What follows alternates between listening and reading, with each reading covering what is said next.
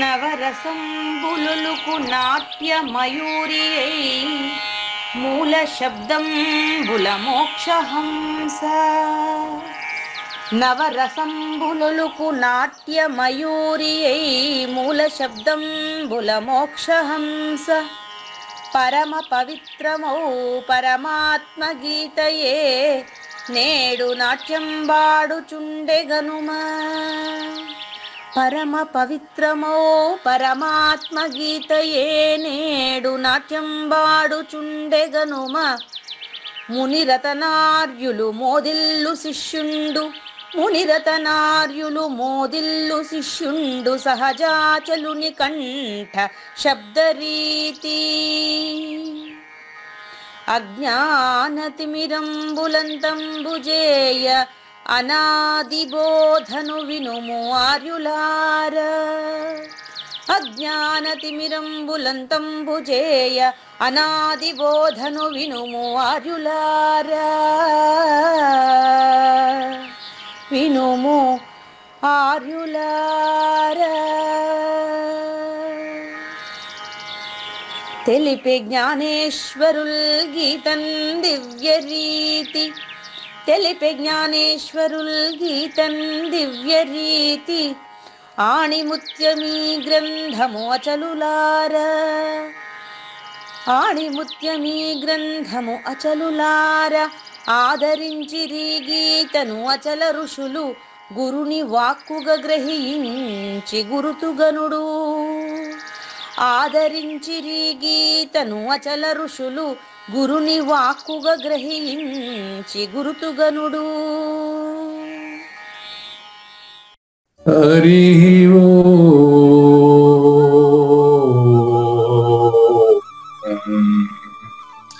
శ్రీ గురుభ్యో నమః. నమో నమో భగవతే వాసుదేవాయ. ఓం నమో నారాయణాయ.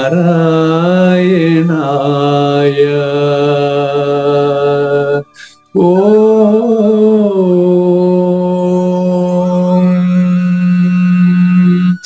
నమః శివాయ.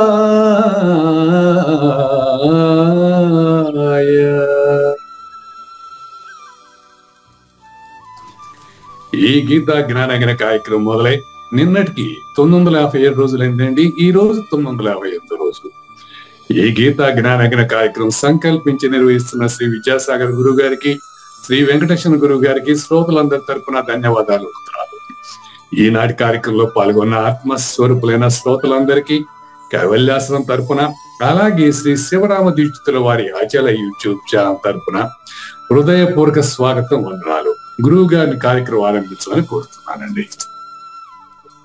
సర్వము గురువు మయము, సర్వము గురువు మయము. భవరోగ వైద్యుడతడని తెలియుము, సకల విద్యల నిలయము.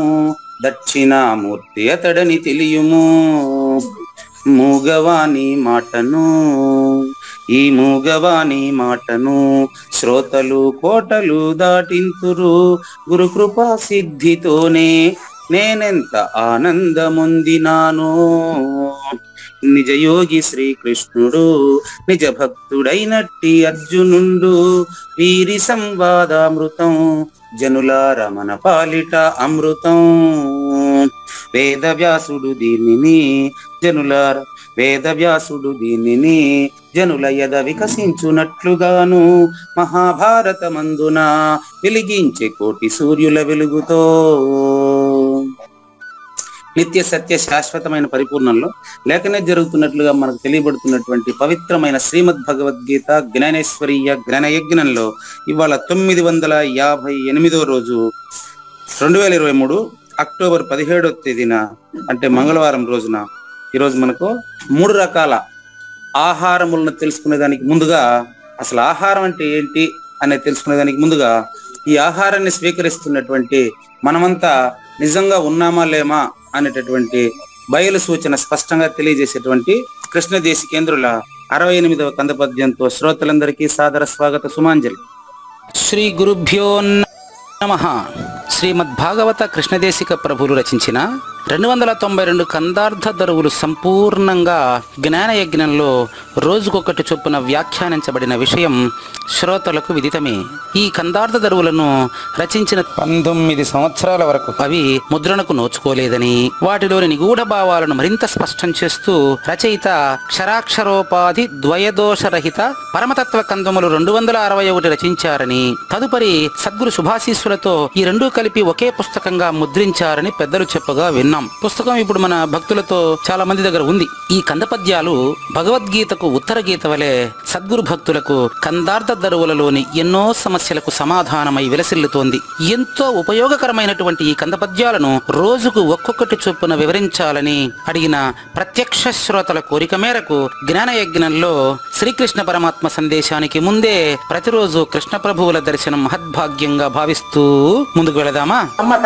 సకలంబులేని బయలున సకలములేనిదిటకొచ్చి చనెనా లేనంచుకని తాలేచిపోయిన ఇక నిలిచే బయలును ఎరుగయేదుండునురా. అంతే, అది ప్రశ్ననే సూచన అండి. సద్గురు ఎప్పుడు కూడా ఆ ఆన్సర్ని నిర్ణయం చేయడండి. అచల పరిపూర్ణ సూచనలో ఉండే ప్రత్యేకత ఏంటంటే, బయలు ఇట్టిది అట్టిది అని తెలుసుకుని దాన్ని వ్యాఖ్యానం చేసేదానికి లేదండి. దాన్నే మౌన వ్యాఖ్య అంటారండి. చెప్పవలసిన సూచనని నోటితో చెప్పేదానికి వీలు కాదండి. అది దీనికంటే అతీతమైందని సూచన చేయడమే తప్ప బయలుని ఎప్పుడు కూడా చూపిస్తారని, నేను చూపిస్తానని చెప్పేటవన్నీ అబద్ధాలేనండి. అది అచలం గురించి అంటే బయలు గురించి చెప్పటం అనేది మౌన వాక్య, మీరు మౌన వ్యాఖ్య. అందుకే దీన్ని దక్షిణామూర్తి సాంప్రదాయం అన్నారండి. మౌన వ్యాఖ్య అంటే ఎట్లా అంటే, మౌన వ్యాఖ్య అంటే మళ్ళీ మౌనంగా ఉంటే కూడా తెలియదు మనకు.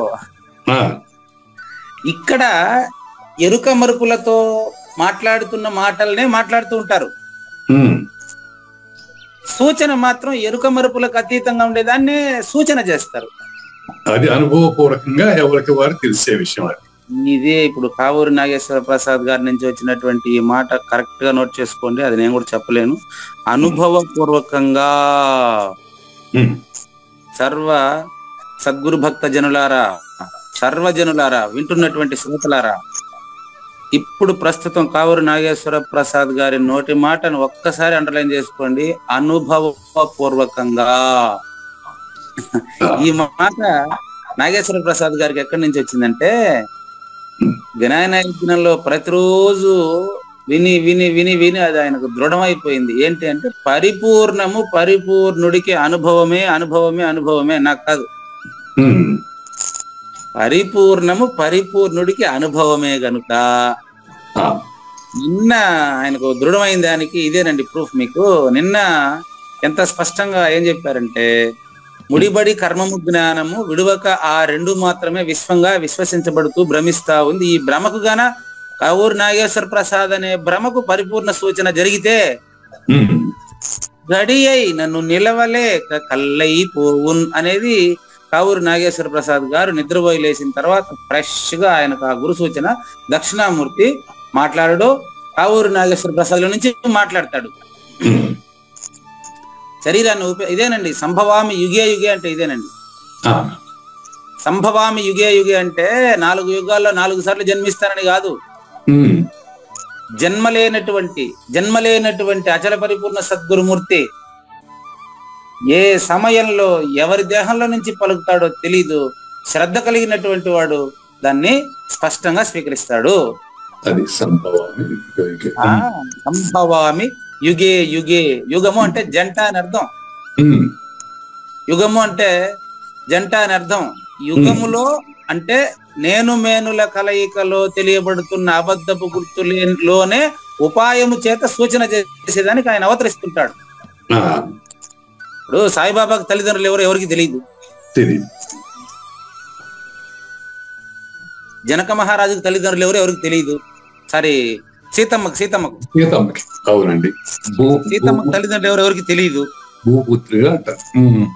కల్పిత పాత్ర అండి. ఉమ్, కాబట్టి ఓ కల్పిత పాత్రలో నుంచి గురు శిష్యులుగా నటించుటకు వచ్చినటువంటి ఈ కావూరి నాగేశ్వర ప్రసాద్, ఈ యొక్క పూజారి వెంకటేశం అనేటువంటి వీరిలో నుంచి ఆ సద్గురుమూర్తి చేసేటువంటి సూచన ఆ కృష్ణ ప్రభువులుగా మీరు వినండి. ఉమ్, అదేంటంటే సకలంబు లేని బయలున. ఇక్కడ సకలం అనే దానికి అర్థం ఏంటంటే ఉమ్, స అంటే తో కూడుకున్నా అని అర్థం అండి. తో కూడుకున్నా. తో కూడుకున్నా, దేనితో కూడుకున్నా, భ్రమతో కూడుకున్నా. ఓకే. స అంటే సహా అంటూ ఉంటారు. అదేనండి. సకలము అంటే పంచభూతాల్లో ఉండే సకల జీవరాశులు అని అర్థం అండి, ఇంకేం లేదు. సకలం అంటే తో కూడుకున్నా. ఎవరితో కూడుకున్నా అంటే భ్రమతో కూడుకున్నా. అది. అందుకని ఎట్లా చెప్పి నాకేం తెలుసు అంటే లేని అని. భ్రమ అంటే లేనిది ఉన్నట్లుగా భావించబడేదే కదా. ఆకాశం అనేటువంటి శూన్యంలో జన్మించినట్లు భ్రమించబడుతున్నటువంటి ఈ యొక్క జీవరాశులు మాత్రమే ప్రపంచం ఉనికి నిజానుకుంటాయి. అవి లేవు. ఎక్కడ లేదు. అది ఎక్కడ లేదంటే బయలున లేదు. తిప్పుకోండి సరిపోతుంది. బయలున సకలంబు లేనివి. సరిపోతుంది. బయలున సకలంబు లేనివి. గాఢ నిద్రలో కావూరి నాగేశ్వర ప్రసాద్ ఉన్నట్టు ఆయనకు తెలుసా? అదే విధంగా అచల పరిపూర్ణంలో మనం లేదనే విషయం ఇప్పుడు చెప్పలేనండి.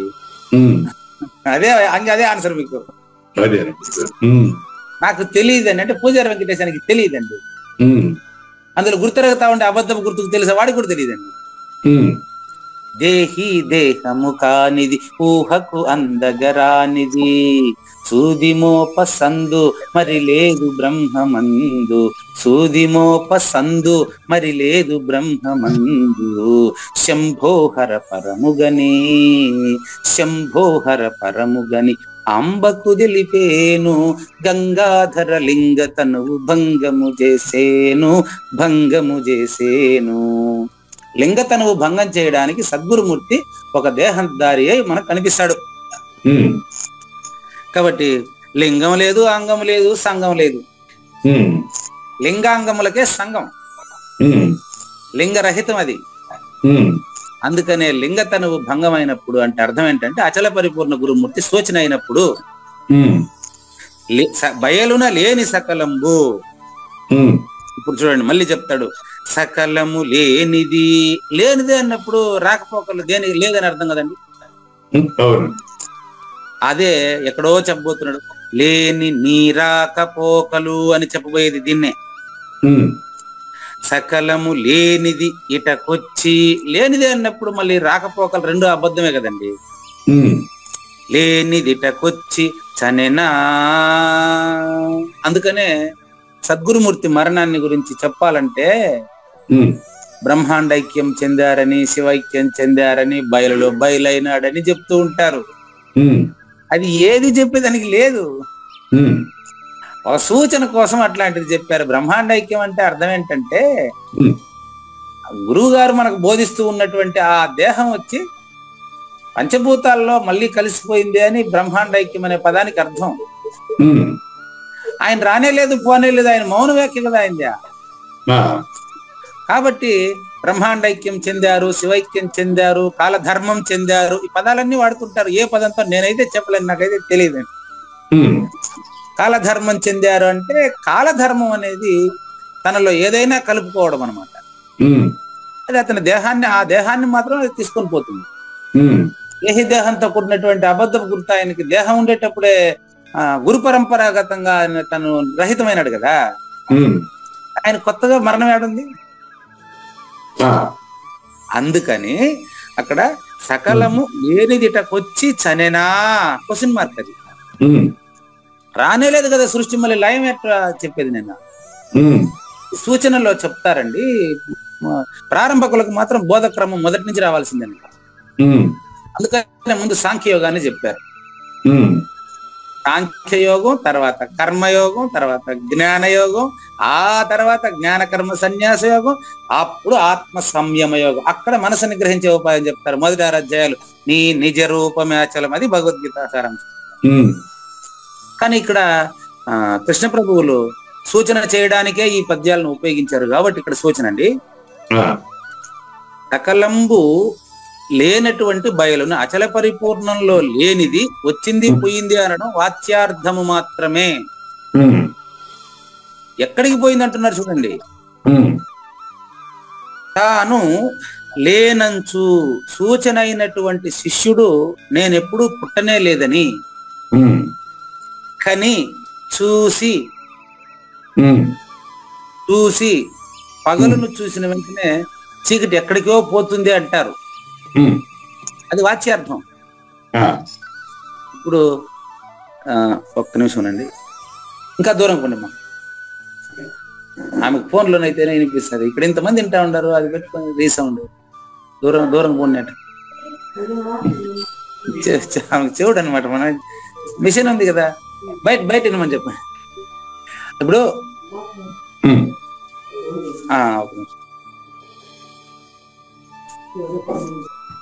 ఇక్కడ ఇంతమంది ఉన్నారు కదా, అట్లే వినండి. మళ్ళీ సెల్లులో పెట్టుకునేది ఏంటి మీరు? నేను బయట ఊర్లో సరే ఇది ఎట్టుందంటే అది ఉంటుంది. ఎట్టుందంటే ఒకరికి కొన్ని అలవాటు అయిందంటే వదలలేరు అనమాట. వినండి. కాబట్టి ఉన్న పరిపూర్ణంలో లేని ఎరుక అని పరమ పురుషుడు ఈ బయలు. మనకు కందపద్యాల్లో సూచన చేసేటప్పుడు మొదట ఏం ప్రారంభించారంటే పరమ పురుషుడును లేనిది ఎరుకయు అన్నారు కదా. పరమ పురుషుడు అంటే పరిపూర్ణం, లేనిది ఎరుకయు కలదు అంటే కలదు అనే మాట కూడా అక్కడ వ్యర్థమే కదా.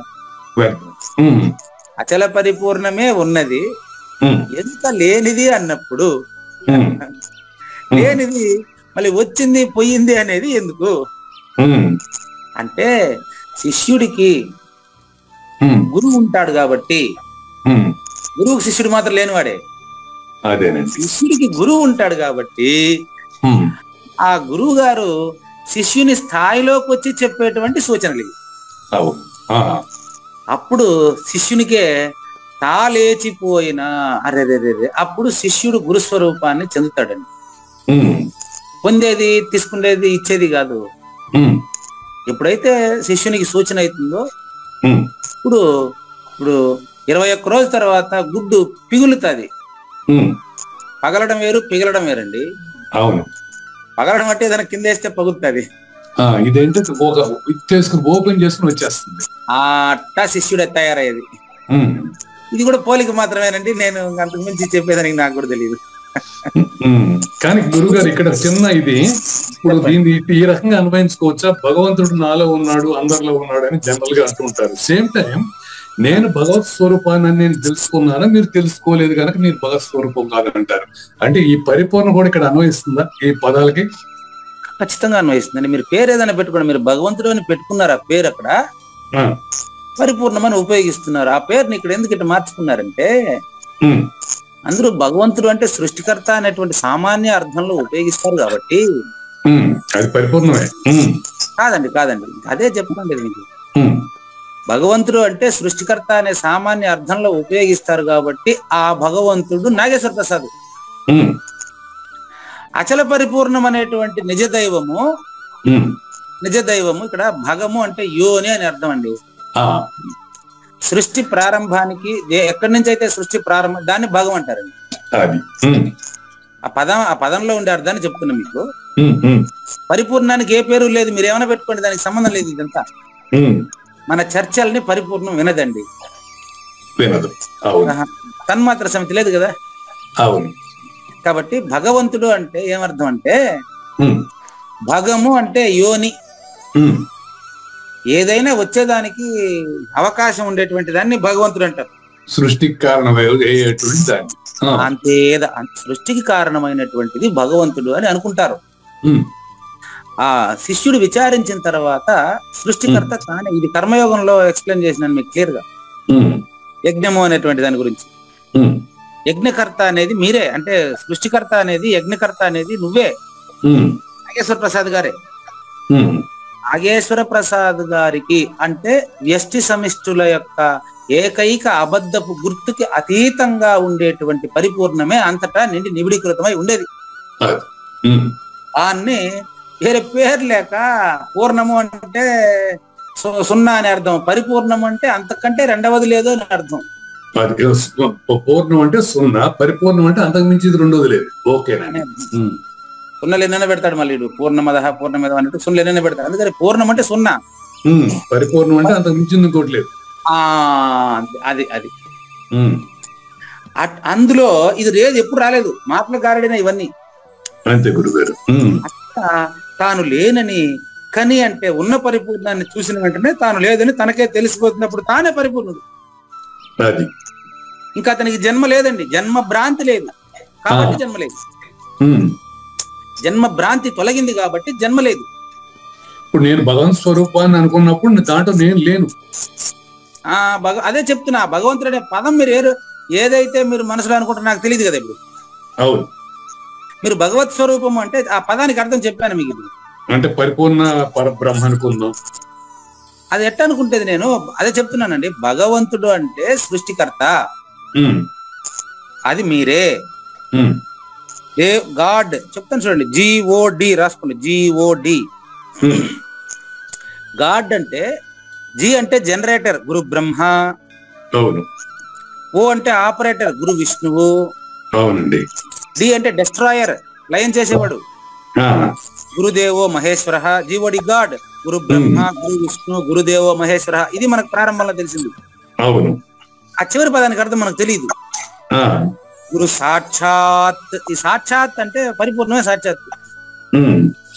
కాబట్టి గాడ్ అంటే సృష్టించేవాడు, పోషించేవాడు, లయం చేసేవాడు, ఈ 3 రూపాలుగా ఉండేటువంటి వాడిని గాడ్ అని, భగవంతుడని చాలా మంది పిలుస్తూ ఉంటారు.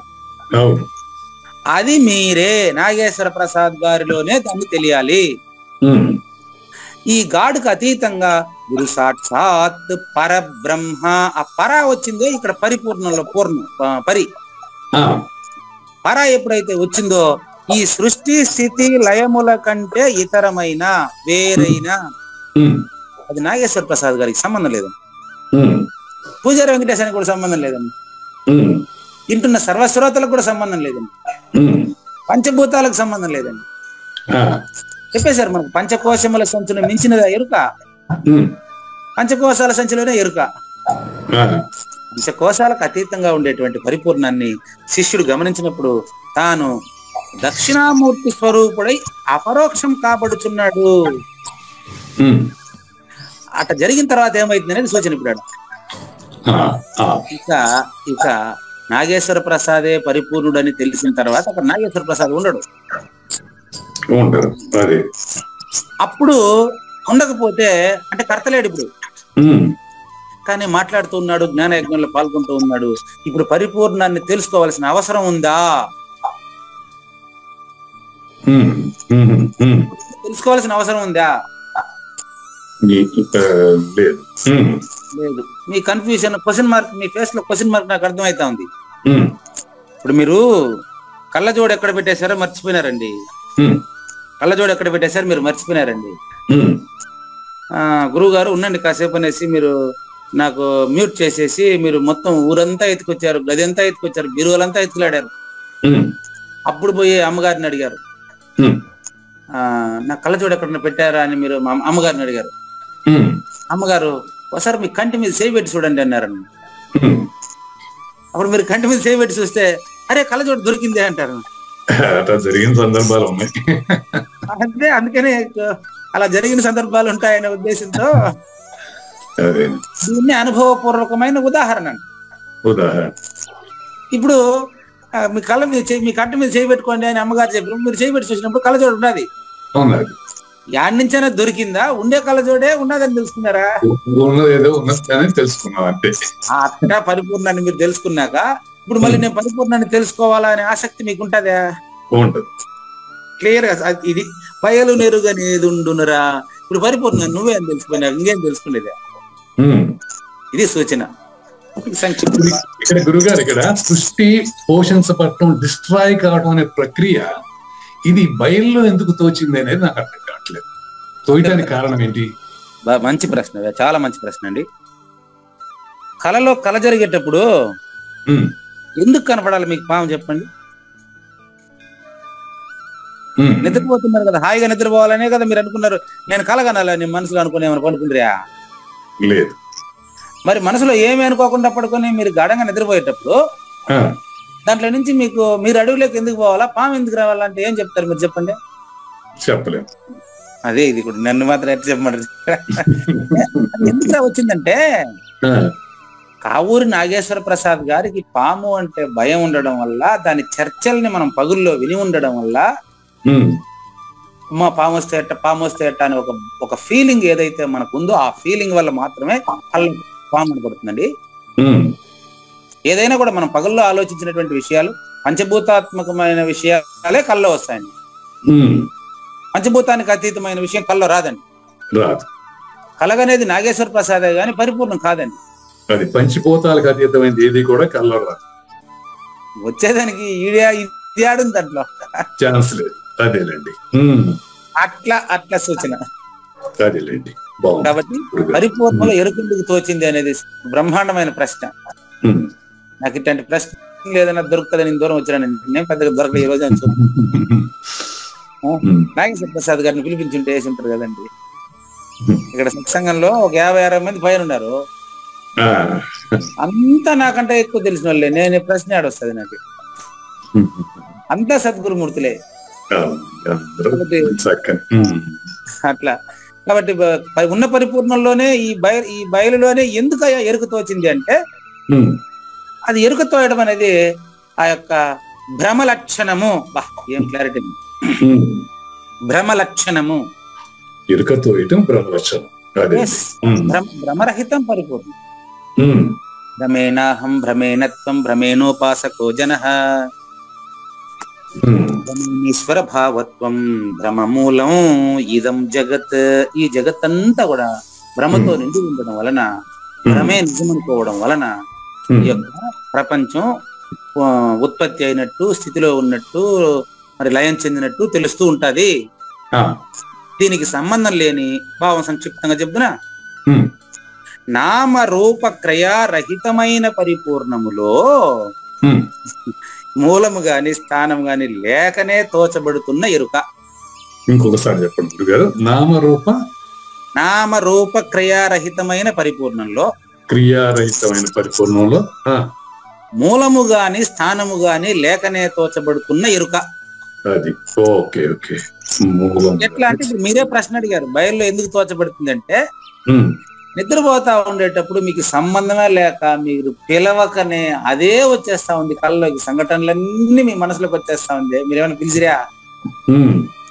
మరణం తర్వాత జన్మ కూడా అదే మరొస్తుంది. మరణానికి ముందు జన్మను జయించిన వాడికి పుట్టనే లేదు కాబట్టి మరణం లేదు, అట్ట లెక్క అది. విచారించిన వాడికి జన్మ తప్పదు. నేనేందుకు చెప్పేది, అది ఆల్రెడీ ఉంది కదా, జాతస్య మరణం ధ్రువము ధ్రువం జన్మ మృతస్య. కాబట్టి నామరూప క్రియారహితమైన పరిపూర్ణంలో మూలము గాని స్థానము గాని ఈ లేకనే తోచబడినటువంటి ఎరుక నామరూపాలతో కూడి నేనున్నాను అని అనుకుంటది. నేనున్నాను అనుకుంటది. అనుకున్నటువంటి చూడండి, నేనున్నాను అనుకోవడమే తప్ప ఇది లేదు. లేదండి. ఉన్నది పరిపూర్ణమని, ఈ సృష్టికి సంబంధించినటువంటి అబద్ధపు గుర్తైన నేను లేనని, ఇది భ్రమయని సాక్షాత్తు దక్షిణామూర్తి స్వరూపుడైనటువంటి సద్గురు ప్రబోధ చేతగాన దృఢం అయిపోతే, లేనిది లేదని లేని దానికి తెలిసిపోతే ఉండేదాన్ని తెలుసుకునేదానికి ఏది ఉండదు ఇక్కడ. లేదు. కానీ ఈ మాయను గుర్తించింది ఎవరు గురుగారు? మాయను ఇంకొకరు గుర్తించడం ఏంటండి? మాయ అంటే అర్థం ఏంటి? లేనిదే. మరి ఈ మాయ, ఇప్పుడు ఇదంతా మాయని మనం గుర్తిస్తున్నాం కదా, జగం మిథ్య బ్రహ్మ సత్యం ఉన్నాం కదా, ఇది గుర్తించిన ఉనికి అయితే ఉన్నది కదా, అదేమిటి? ఇప్పుడు మీకు చెప్పిన ఎగ్జాంపుల్ మళ్ళీ ఇంకో రకంగా తిప్పేస్తా. కళ్ళజోడు లేదని భ్రమపడింది ఎవరు? అది నేనే. కళ్ళజోడు లేదని భ్రమపడిన తర్వాత ఆ, ఇప్పుడు మీకు తెలిసిపోయిన తర్వాత ఇప్పుడు మీ కళ్ళజోడు వద్దనేది ఎవరు? నేనే. ఎందుకు ఎతకరు ఇప్పుడు మీరు? ఉందని తెలిసింది కనుక. అచ్చా. అంతేనా? బాగుంది బాగుంది. దానికి ఆటోమేటిక్ గా మీరు ఆడికి వెళ్ళిపోవాలి ఇప్పుడు. అంతేలేండి. కాబట్టి ఉన్న అంటే మీరు పరిపూర్ణంగా ఉండారు ఇప్పుడు. కానీ పరిపూర్ణంగా లేనేమో, నేను ఎరుక స్వరూపుణ్ణేనేమో, గురువు గారు నన్ను మభ్య పెడుతున్నారేమో, మాటల గారిడ చేసి నన్ను పరిపూర్ణుడని ఊరికే చెప్తున్నాడేమో అని మీకు సందేహం అంటే, మీకంటే ప్రతి ఒక్కరికి నాలాంటి వాడికి వస్తుందండి ఆ సందేహం. అవును గురుగారు, ఎందుకంటే తెలుసు నాలాంటి వాళ్ళకి డిఫరెంట్ గా వస్తుంది. ఎందుకంటే అజ్ఞానం కనుక తెలుసుకోవాలని కాంక్షత వస్తుంది. అదే చెప్పిన పదాలే మీరు చెప్పారు అంతే కదా. కాబట్టి అటువంటి దానికి 69వ పద్యంలో తర్వాత ఎపిసోడ్ ఇంకా అద్భుతమైనటువంటి వివరాలంతా రేపు ఎపిసోడ్ చూద్దాం. ఈరోజు జ్ఞానయజ్ఞం 2వ భాగం. అమ్మ ఒకసారి మనం జ్ఞానేశ్వరి భగవద్గీత తీసుకోండి. ఇది ఏడబోయిందో ఈ భగవద్గీత కనబడలేదు నాకు. జ్ఞానేశ్వరి భగవద్గీత డైరెక్ట్ గా వచ్చేసేయండి. మనం ఆహారం 3 రకాలు ఉంటుందని ఇదే కరెక్ట్ గుర్తు పెట్టుకున్నారు అమ్మాయి గారు. ఆహారం 3 రకాలుగా ఉంటుందని, అట్లాగే యజ్ఞం 3 రకాలుగా ఉంటుందని, తపస్సు 3 రకాలుగా ఉంటుందని, దానం కూడా 3 రకాలుగా ఉంటుందని తెలుసుకున్నాము. అందులో ఆహారం మాత్రం 3 రకాలుగా ఎట్లా ఇప్పుడు తెలుసుకుంటాం. త్రివిధ ఆహారములు. త్రివిధ ఆహారాల్లో సాత్వ, రజ, తమ ఈ 3 రకాల ఆహారాల్లో సాత్విక ఆహారాన్ని గురించి తెలుసుకుంటున్నాం మనం. దైవయోగము చేత ఇప్పుడు మీరు ఇక్కడ చెప్పేటువంటి దైవం ఏదంటే సృష్టికి సంబంధించిన దైవం ఇది. కారణం ఏంటంటే సత్వాత్ సంజాయతే జ్ఞానం అన్నారు. సత్వాత్ సంజాయతే జ్ఞానం. ప్రపంచము తెలియబడుతున్నది జ్ఞానము వలనండి. నాగేశ్వర ప్రసాద్ తెలియబడుతున్నది మనసు వలన అండి. మనసు ఆ దేహం ఈ జన్మదే, ఈ మనసు ఎన్నో జన్మలదండి. కనుక ఇక్కడ దైవయోగము అంటే అర్థం ఏంటంటే ప్రకృతిలోని తన సహజ సిద్ధమైన స్వభావము చేత. క్లియరా? డౌట్ అడగండి. ప్రకృతిలో మునుపటి దేహాన్ని విడిచిపెట్టినటువంటి స్వభావం ఏదైతే ఉందో దానికి అనుకూలమైన దేహమే ధరిస్తాడు వాడు. ఇప్పుడు కృష్ణ ప్రభువులు చేసిన సూచన టాప్ లెవెల్, అది విచారణ అంతా అయిపోయినటువంటి వాళ్ళకి అది. కానీ ఇక్కడ మనిషికి ఎటువంటి శ్రద్ధ ఉంటుంది? శాస్త్రం తెలియకపోతే ఎట్లా? శాస్త్రమే తెలియకుండా అతను శ్రద్ధగా, ఇప్పుడు ఒక ఆయన కాటమయ్య గారని ఒక ఆయన ఉన్నాడు ఈ ఊర్లో, దేవుడు కృష్ణాపురం దగ్గర ఉప్పునేశ్వరపల్లి. ఆయన ఏమంటాడంటే కాటమయ్య గారికి వారి సహధర్మచారికి ఒక చర్చ జరుగుతుంది. అదేంటంటే ఎప్పుడు హాయిగా గొమ్మని ఉంటాడంట ఆయన. ఆయన కందార్థాలు ఎత్తుకపోయినా వద్దు అంటాడంట. ఆయన సాక్షాత్తు పల్లపోతల పుల్లయారిల శిష్యుడండి ఆయన. ఆయన ప్రతిరూపం అండి. ఆయనకి 78 వయసు, వాళ్ళ సతీమణికి 71. ఆమె ఏమంటారంటే మా శ్రీవారు ఎప్పుడు కూడా ఎటువంటి సమస్య లేకుండా హాయిగా మౌనంగా ఉండిపోతాడు. అసలు ఇంకొకటి ప్రమాదం, రాత్రి ఒక డౌట్ అడిగాము. రాత్రి 9 గంటలకు రాత్రి అంతా నిద్రపోకనే ఉంటాడు అని చూసిన. రాత్రి కొంచెం ఉండమ్మా చెప్తున్నా కదా. నేను రాత్రి కూడా చూసినా. నేను రాత్రి బాత్రూమ్ పోయేటప్పుడు వచ్చేటప్పుడు చూస్తే ఆయన నిద్రపోలేదు. మీరేం భయపడనక్కర్లేదమ్మా, ఆయన నిద్రపోలేదు అని చూస్తే రాత్రి అడిగేసిన డౌట్ నేను ఆమెకి. చూడండి, మీకు ఆయన నిద్రపోవడం లేదు అంటే మీకేమైనా దగ్గుతూ తుల్లుతూ తూలుతూ ఏదైనా ఇబ్బంది పెట్టి మీకేమైనా మీకు నిద్ర లేకుండా చేస్తున్నాడా అని అడిగి, లేదండి ఆయన నిద్రపోలేదు అనేది నా బాధ అండి అంటే. ఆయన సహజంగా యోగి అమ్మా, ఆయన నిద్రతో నీకేం పని? మీకేమైనా ఇబ్బంది కలుగుతుందా? మళ్ళీ చూడ, ఇప్పుడు మీరు హాస్పిటల్ పిలిచినాడా? ఇప్పుడు ఆయన ఏమైనా మీకు మళ్ళీ హాస్పిటల్కి పోదారా అని పిలిచినాడా? ఏమైనా నొప్పిగా ఉందన్నాడా? ఆయన ఎక్కువగా మాట్లాడరండి, సైగలే అంతా. అంటే హాయిగా ఆయన ఎటువంటి, అంటే పాంచభౌతిక విషయాలను పట్టించుకోకుండా ఉన్నాడు, సన్నగా పుల్లలాగా ఉన్నాడు. ఆ, ఆయన పాంచభౌతిక విషయాలను పట్టించుకోకుండా నిరంతరము సద్గురు స్మరణలో ఉన్నాడండి. మా గురువు గారు నిర్భయానంద గారు కూడా అంతేనండి, పడుకోరాయి ఎప్పుడు. చూసారా? కాబట్టి మీరేం, వాళ్ళ గురువు కూడా అంతేనంటే మీరేం పట్టించుకునే అవసరం లేదండి. మీ ఆరోగ్యం మీరు చూసుకోండి అమ్మా, చాలు. ఎందుకు దిగులు పడతారు దానికి? మీకేం ఇబ్బంది లేదమ్మా. ఆయన నిద్రపోకపోతే ఆయన ఆరోగ్యం ఏమైపోతుంది ఈవిడ ఆందోళన. ఆయన ఎప్పుడు పడుకోరు, ఏం అవసరం లేదు. 78 ఏళ్ళ వయసులో నిద్ర లేకపోతే ఆయన ఆరోగ్యం ఏమైపోతుందని ఈవిడ దిగులు పడతారు. ఏం అవసరం లేదమ్మా. కాబట్టి ఆయన ఆయన తినే ఆహారం అది. మీకు ఎట్లా చెప్పాలంటే, ఇంకా ఆయన తీసుకునే ఆహారం అట్లాంటిది. మన సబ్జెక్ట్ అదే. ఆయన తీసుకునే ఆహారం చెప్పేదే. శబ్ద స్పర్శ రూప రస గంధాలలోని పంచ విషయాలలో ఆ శరీరానికి ఎలాంటి ఆలోచనలు కావాలనో అలాంటి ఆలోచనలు మాత్రం కాటమయ్యలో నడుస్తుంటాయి. కాటమయ్య అక్కడ ఉండడు. ఇప్పుడు ఇక్కడ ఆహారం అంటే ఇప్పుడు మనం నిత్యం తినే ఆహారంతో సంబంధం లేదు దీనికి, అంతే కదా గురుగారు? నోటితో తీసుకునేది మాత్రమే ఆహారం కాదండి అది. ఇప్పుడు అట్లా అంటే ఇప్పుడు మీరు చెప్పిన దాని ప్రకారం ఏంటంటే, ఎవరన్నా మటన్ గట్టం తింటే వాళ్ళకి రాదంటానికి లేదు, పరిపూర్ణ తెలియదు, వచనం తెలియదు అనటానికి లేదు అక్కడ. ఆ పదం గాని దానికి సంబంధించినటువంటి డివిడెంట్ గాని ఆహారాన్ని భగవద్గీతలో ఏడ లేదండి. లేదు, మన తినే ఆహారం సంబంధించి శబ్ద స్పర్శ రూప రసగంధాలు దీనికి సంబంధమైన విషయం ఇది. ఆహారం అంటే ఈ విషయం మనకు 2వ అధ్యాయం 69వ శ్లోకంలో క్లియర్ గా ఉందండి. అంటే అర్థమైంది. లేదా ఆహారం అంటే మీరు ఎట్టా కొంతమంది అనొచ్చు, ఆహారం అంటే తినేది మాత్రమే ఆహారం అండి, శాకాహారం మాంసాహారంగా విభజించామని అనొచ్చు మీరు. అమ్మాయి గారే పెట్టేశారు. 2వ అధ్యాయం 69 తీసుకొని, ఆయన ఏం క్లారిటీ ఉందమ్మా? 69 69 కదమ్మా, అమ్మాయి గారికి తెలుసు అనుకుంటా నెంబర్. ఓహో 59. చూడు, నాకే నెంబర్ మర్చిపోయినా, మీరు చెప్పేది కరెక్ట్ అమ్మా. 59 తీసుకోండి. అంటే అమ్మాయికి భగవద్గీత పూర్తిగా వచ్చు, నాకంటే బాగా వచ్చు. ఇదేనండి ఆహారము అంటే. మాంసాహారము శాకాహారము అనే విడగొట్టుకునేటువంటి ఒక సంస్కృతి సమాజంలో మాన్యతలు జరిగిపోతున్నాయి. అది కానీ నేను చెప్తే పూజారి వెంకటేశ్వర తప్పు చెప్తున్నాడు అంటారు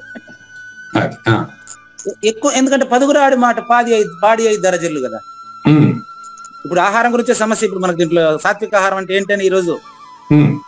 కాబట్టి చూడండి, 10 రాడు మాట పాడి 5 దరజలు. ప్రపంచంలో ఎక్కడ చూసినా శాకాహారం మాంసాహారం, శాకాహార జగత్తు. మాంసాహారం తింటే పాపం వచ్చేస్తుంది, శాకాహారం తినండి అంటే రెండిట్లో ఆహారం అనే పదం కామన్ గా ఉండదు కదండి. కాబట్టి ఆహారం అంటే నోటితో తీసుకునేది మాత్రమే ఆహారం కాదండి. మనకు ఆ సబ్జెక్ట్ పక్కన పెట్టేస్తాం మనం. ఆహారం అంటే ఏమనే పదం అర్థం తెలుసుకునే ప్రయత్నమే చేయరు. గుడ్డిగా ఒకదాన్ని నమ్మేసి ఒకదాని గురించి వెళ్ళిపోతున్నారు. అంటే చూడండి, విషయ వినివర్త. ఈ శ్లోకం దగ్గర నాకు మా గురువు గారికి ఒక 10 రోజుల పైన యుద్ధం అనమాట, ఇంట్లోని అర్థాల పైన. విషయావి నివర్తంతే అని పెట్టుకున్నారు గురువు గారు. అదట కాదండి, విషయ వినివర్తంతే. స్పేస్ ఆడిచ్చారు చూడండి, మీకు కనిపిస్తుంది. విషయ వినివర్తంతే. విషయ ఇప్పుడు చదవండి మీరు. విషయ వినివర్తంతే. నివర్తంతే అంటే విషయాల జోలికి పోవద్దని. వినివర్తంతే అంటే కాటమయ్య గారి లాగా ఉండమని.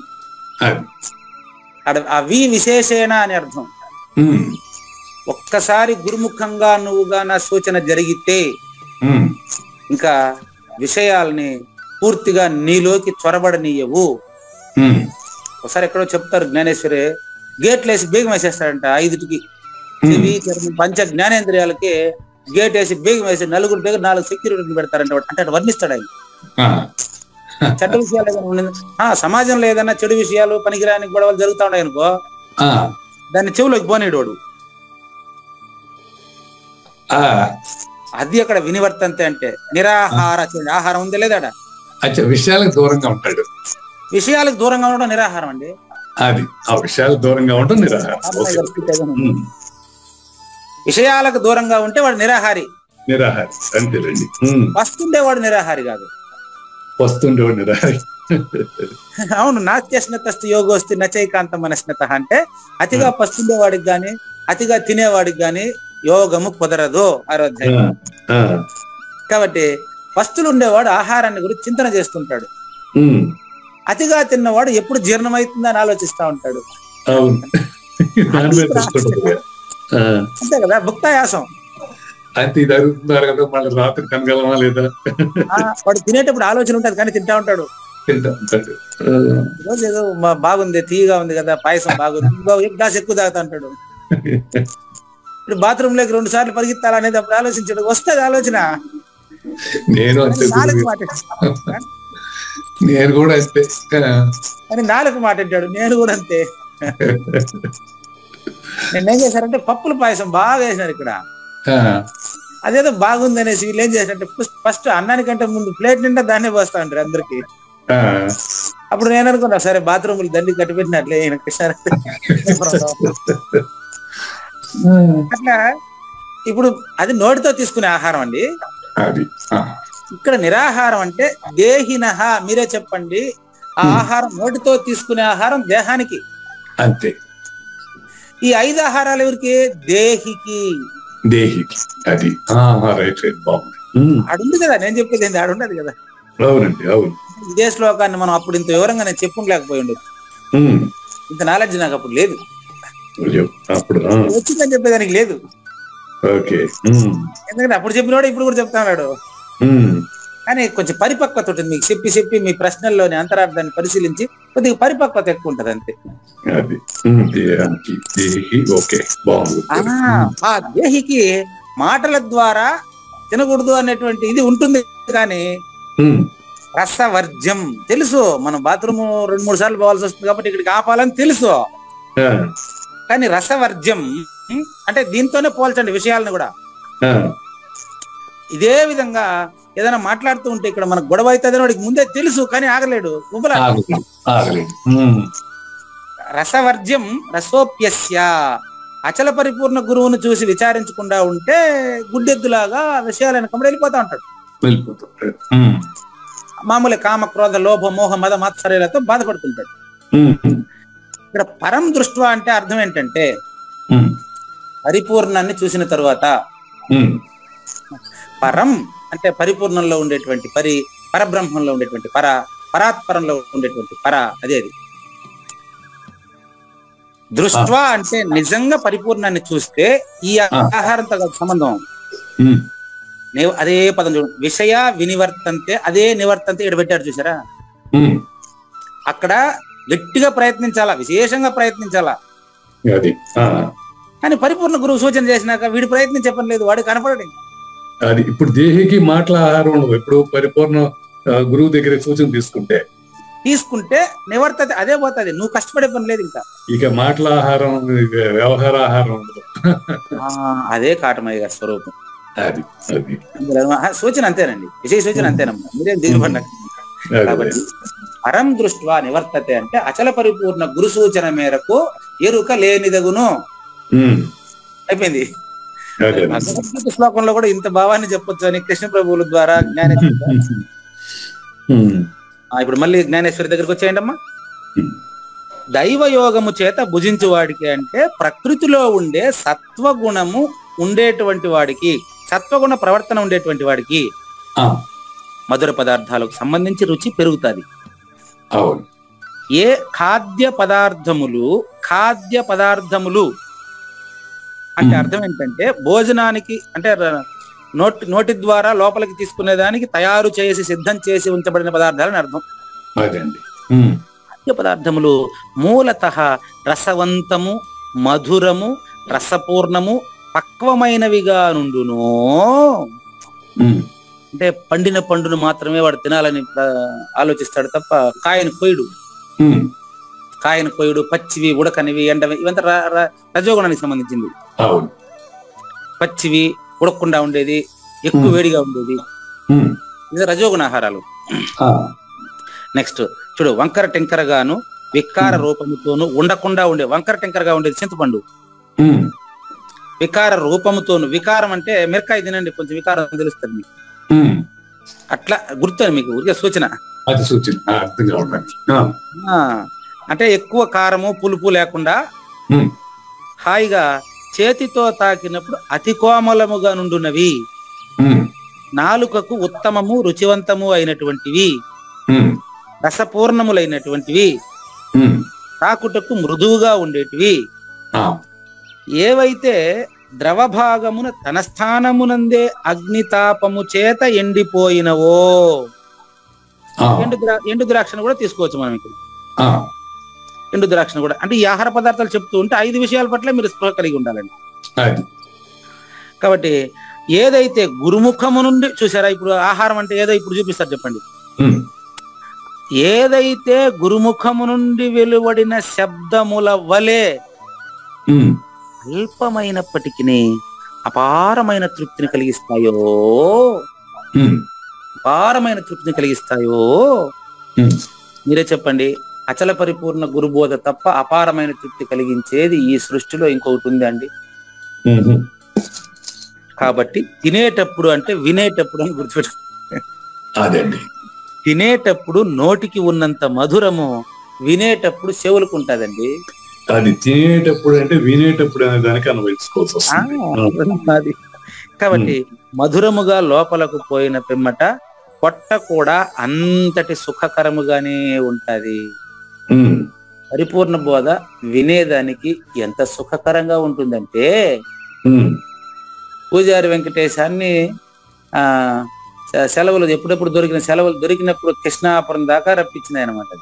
ఉమ్, పరిపూర్ణ ప్రబోధ అనేది ఉమ్, రోజు వరుసగా ఫోన్లే చేస్తా ఉంటే చుట్టుపక్కల జనాలంతా ఉమ్, సరేనమ్మా ఎట్టెట్టుంటారో మీ దర్శన భాగ్యం నాకు కూడా అవసరమని నేను కూడా వచ్చాను, నేను ప్రయత్నం చేత వచ్చానండి. ఉమ్, కాబట్టి అటువంటి ఖాద్య పదార్థముల పట్ల సాత్విక మనుష్యులకు ఎక్కువ ప్రీతి ఉంటుంది. ఉమ్, ఇప్పుడు నన్ను చూడాలా అని మీరెంత ఉబులాట పడ్డారో, ఉమ్, మిమ్మల్ని చూడాలని నేను కూడా అంతే ఉబులాట పడుతున్నాను. అవును. కాబట్టి ఇది ఒకరికొకరు సత్సంగ విశేషాలు ఇవన్నీ. అంతే అంతే. ఈ నాలెడ్జ్ అనేది షేరింగ్ అన్నమాట. సరే. ఈ లక్షణములతో కూడి ఉన్న అన్నము సాత్వికంగా ఎరుగవలెను. ఉమ్, అదే విధంగా ఎటువంటి వాదోపవాదములకు తావియనటువంటి సంవాదము ఆరోగ్యకరమైన చర్చగా భావించవలెను. ఉమ్, మరి ఇట్టి అన్నము నిరంతరము ఆయు సంరక్షణము నడచును. ఉమ్, 78 అయినప్పటికీ ఆయన ఎప్పుడైనా హాస్పిటల్కి వాళ్ళు అడుగుతాడా? ఉమ్, మాత్ర కూడా వేసుకోడు, ఎప్పుడు మాత్ర వేసుకునే పని లేదు. ఉమ్, చూసినారా, హాయిగా ఉన్నాడు. మరి సంతోషపడం మనం. ఇంకా యోగ్యం ఆయన. యోగి అంటే ఎన్నో కాషాయం కట్టుకుని ఎన్నో నుంచో మీ ఇంటికి వస్తే అప్పుడు యోగి అనుకుంటాం. మీ ఇంటి అయినా యోగ్యం మనం గుర్తించలేదు. అంతే. గుర్తించాలి.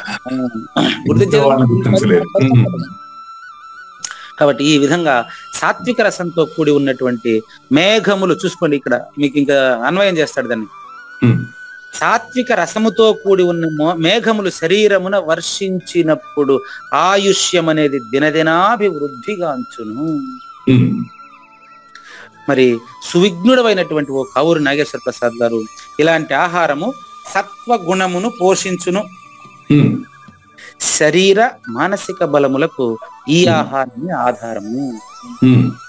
ఈ విధమైన ఆహారం తీసుకుంటే శరీరమున వ్యాధికి అవకాశం ఉంటుందా? దీన్ని బట్టి వ్యాధులు రావడానికి కారణం తినే ఆహారం మాత్రమే కాదు కదా, మానసిక ఆలోచన కూడా శారీరక అనారోగ్యానికి కారణాలు అవుతూ ఉంటాయి. ఇది 100% చూడండి. ఈ విషయం వాళ్ళు అడిగితే సులభంగా చెప్పేస్తారు. అంటే మానసిక వైబ్రేషన్స్ కూడా మన యొక్క ఆరోగ్యానికి చాలా చిన్నగా వస్తాయి. కాబట్టి హాయిగా మన శివరామ దీక్షితులు చెప్పిన పరిపూర్ణ అచల ధ్యానాన్ని మనం ఈ రోజు కూడా నిన్నట్లాగానే కొనసాగిస్తాం. ధ్యానం వచ్చి మరి ధ్యానం చేసేటప్పుడు వాళ్ళు కొంతమంది ఏం చేస్తారు, అది మనకు అవసరం లేదు. కానీ అచల గురుమూర్తి చెప్పినటువంటి పరిపూర్ణ అచల ధ్యానంతోనే శిష్యుడు సద్గురు స్వరూపాన్ని చెందగలడు. చివరిగా నాకు తెలిసి అదే జ్ఞానాధ్యానం విశిష్యతే. కాబట్టి ఇలాంటి సాత్విక ఆహారం మానవుడికి లభిస్తే శరీర ఆరోగ్య భాగ్యోదయమైనట్లు తలంచవలెను. ఇట్లా అది అర్థం కానప్పుడు మనం ఆరోగ్యంగా ఉండే ఆయన కూడా రాత్రి నిద్రపోలేదే మెలుకుంటాడే, ఆయనకి ఏమన్నా అయిపోతుంది ఏమని ఆందోళన పడతాం. మన అవేర్నెస్ అదంతే. అంతే. ఇట్టి ఆహారం వలన మనిషి తాను సుఖం అనుభవించిన ఇతరులను కూడా సుఖవంతులను అనర్చును. ఇప్పుడు ఆయన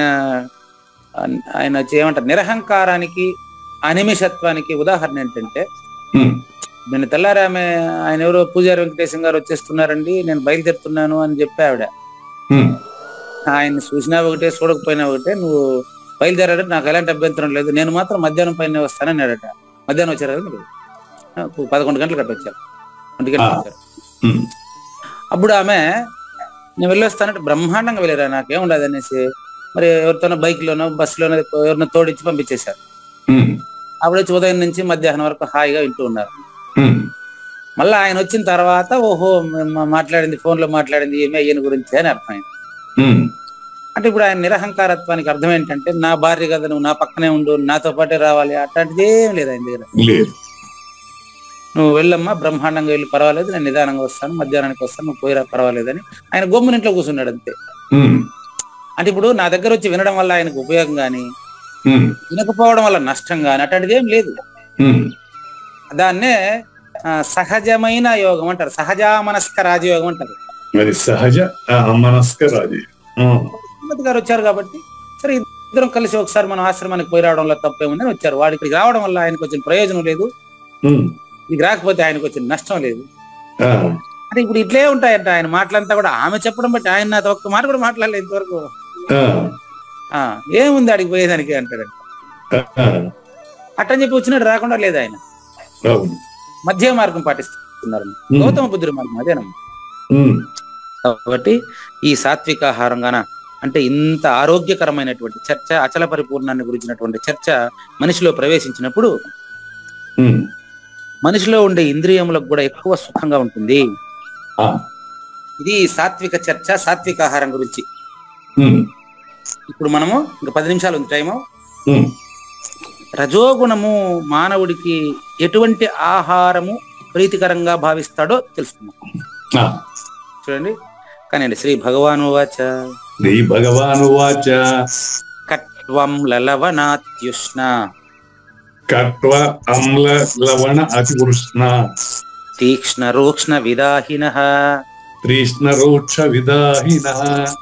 ఆహార రాజసస్యష్ఠా రాజసస్య ఇష్టాః దుఃఖశోకామయప్రదాః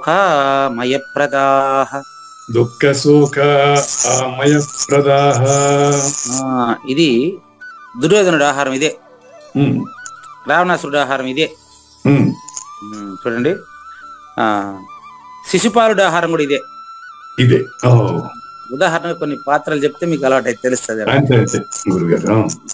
కాబట్టి ఆమ్లం అంటే ఉప్పు అండి, లవణం అంటే ఉప్పు, ఆమ్లం అంటే అది నిమ్మకాయలో ఉండేటువంటిది పులుపు.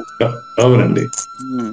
కఠినమైనటువంటి ఆమ్ల లవణ అతి ఉష్ణ ఎక్కువ వేడిగాను, తీక్ష్ణ రూక్ష్ణ విదాహినః ఉప్పు పులుపు కారము ఎక్కువగా, తీక్ష్ణం అంటే కారం, ఉప్పు పులుపు కారము ఎక్కువగా ఉండేటువంటి ఆహారాన్ని రాజసాహారం అంటారు. ఉప్పు పులుపు కారం ఎక్కువ ఉండేదంట. ఉదాహరణకు మాత్రం తినే ఆహారంలో చెప్తారు కానీ ఆలోచన ఆహార రాజసస్యేష్ఠ ఇటువంటి ఆహారము దుఃఖాన్ని కలిగిస్తుంది. దుఃఖం ఇంకోటి ఏడుపును కలిగిస్తుంది. దుఃఖం అంటే శోకం అంటే అర్థం ఏంటంటే బాధ, బాధను దుఃఖాన్ని కలిగిస్తుంది. ఉదాహరణకు చూడండి, దుర్యోధనుడు తాను బాధపడితేనే కదా ఇతరులను బాధ పెడతాడు. ముందుగా ఇతరులను బాధ పెట్టాల్సిన ఆలోచన ఎవరిలో బాధ పెట్టే వాటిలోనే మొదలవుతుంది కదా. అది కాలకూట విషం కంటే ప్రమాదమైందండి. కాబట్టి ఇక్కడ ఆహారాన్ని సూచనగా చెబుతూ మానవుడి యొక్క ఆలోచనల యొక్క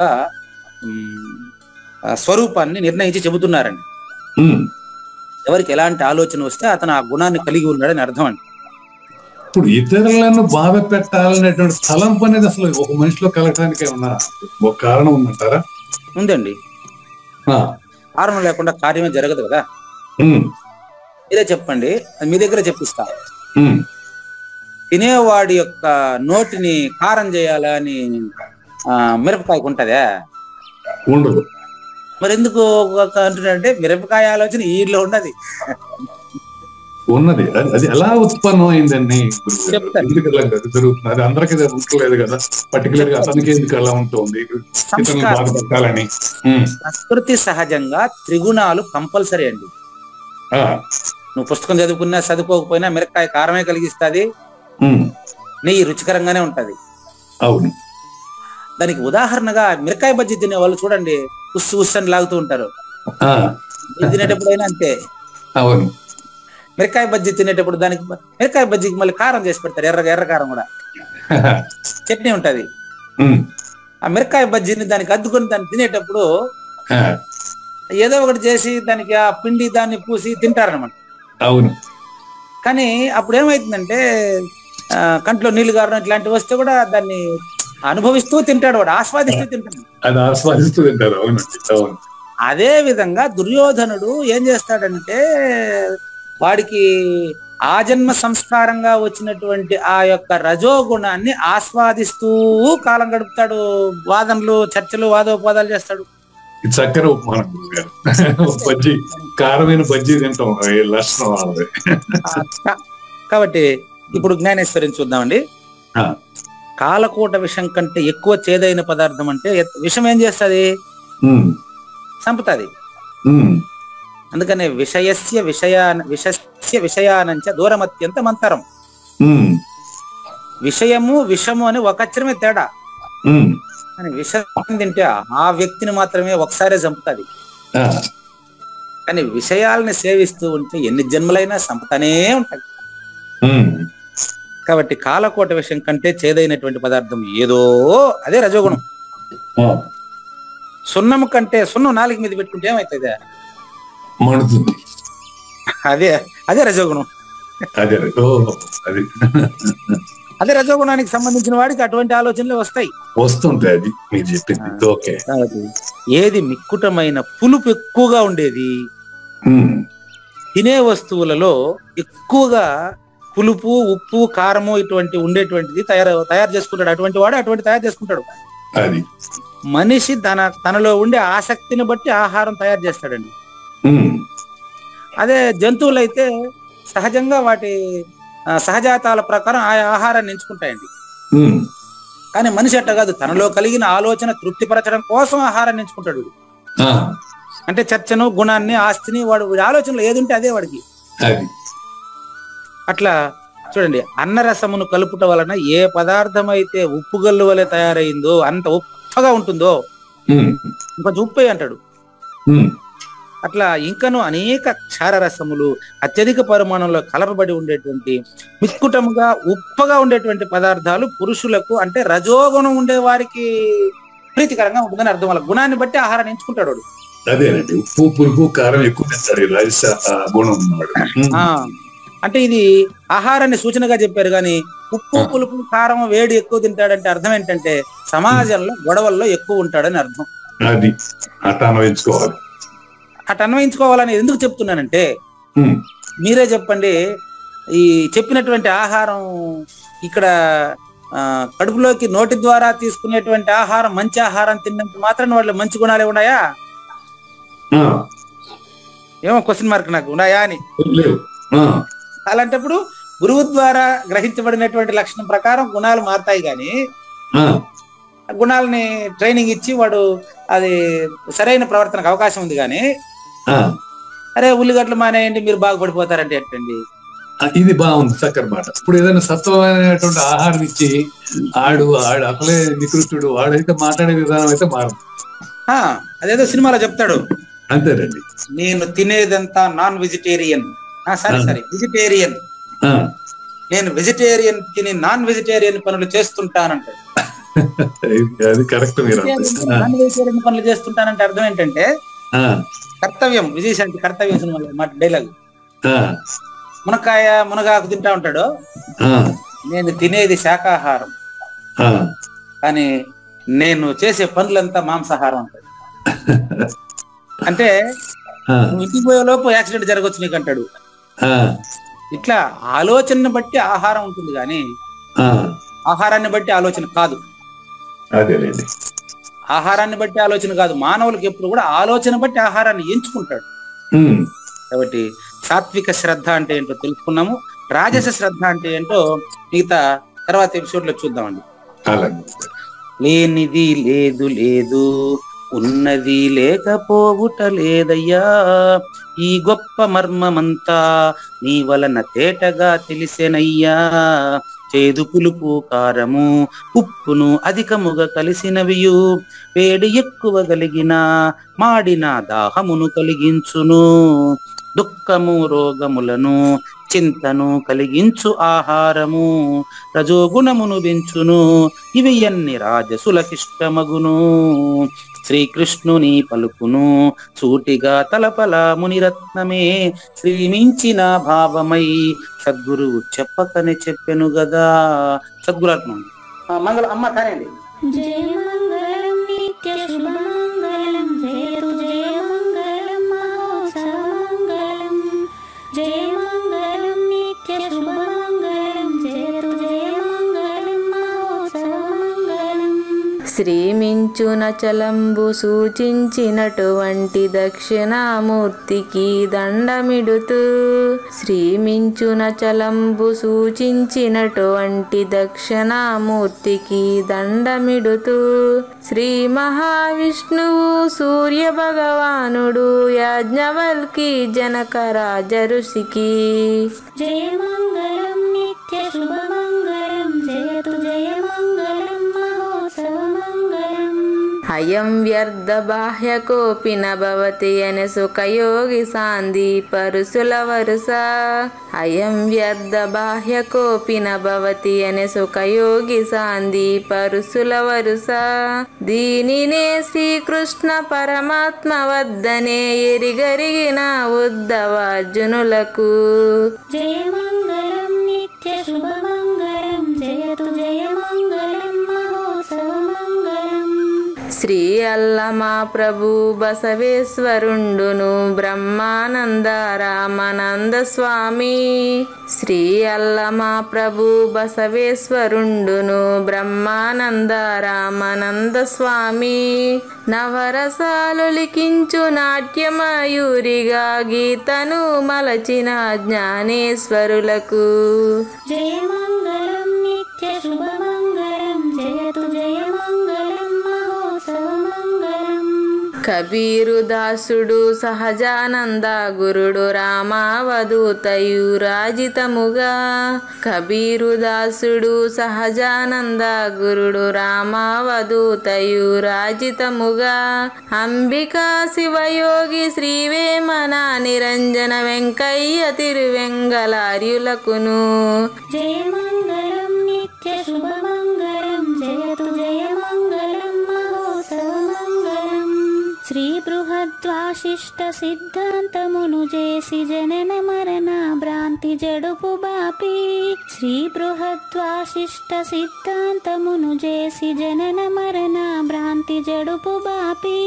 అచల సాంప్రదాయమవనిలో నెలకొలిపి అందించినట్టి శివరాములకును.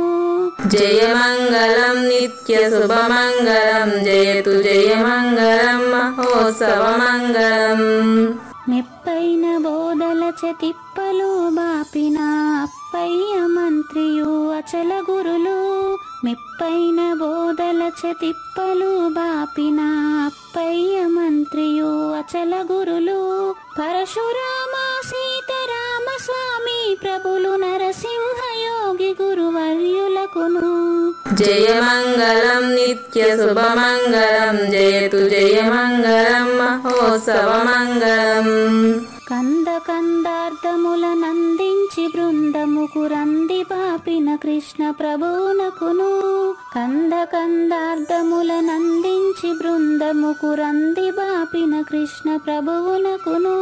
పలుకులా కందనిది పరబయలు ఇది అని పలికిన ఫీల్కాన లక్ష్మణునకు.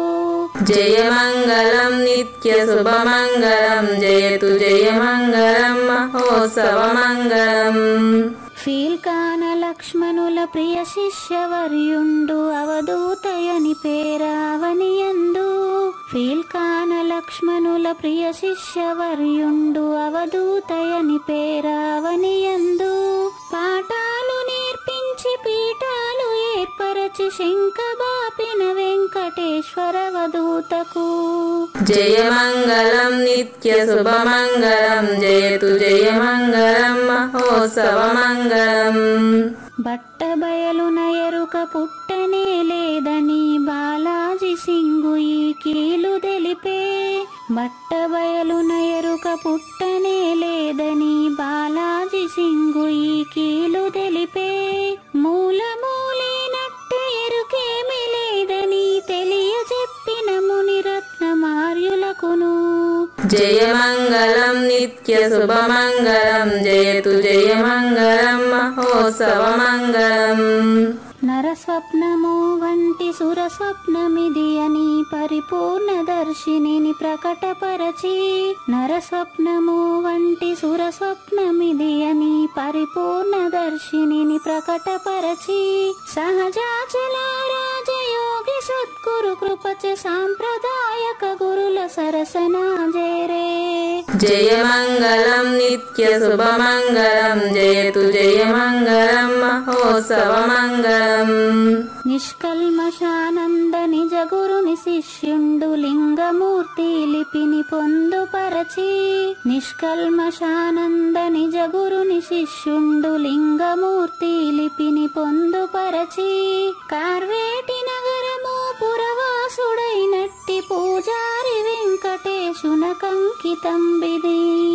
జయమంగళం నిత్య శుభమంగళం జయతు జయమంగళం మహోత్సవమంగళం. జయమంగళం నిత్య శుభమంగళం జయతు జయమంగళం మహోత్సవమంగళం. జై సద్గురు ప్రభు మహారాజ్ కి జై. జై గురుదేవ్ అండి. శ్రోతలందరి తరపున వెంకటేశ్వర గురు గారు ధన్యవాదాలు చెప్తూ శాంతి మంత్రం. పూర్ణమదః పూర్ణమిదం పూర్ణాత్ పూర్ణముదచ్యతే పూర్ణస్య పూర్ణమాదాయ పూర్ణమేవావశిష్యతే. ఓం తత్సత్. ఓం శాంతి శాంతి శాంతి. హరి ఓం. అశరీరం సర్వదా అస్తి శరీరం రహితం సదా. అయమేవ సద్యో ముక్తి అన్యథా భ్రమకారణో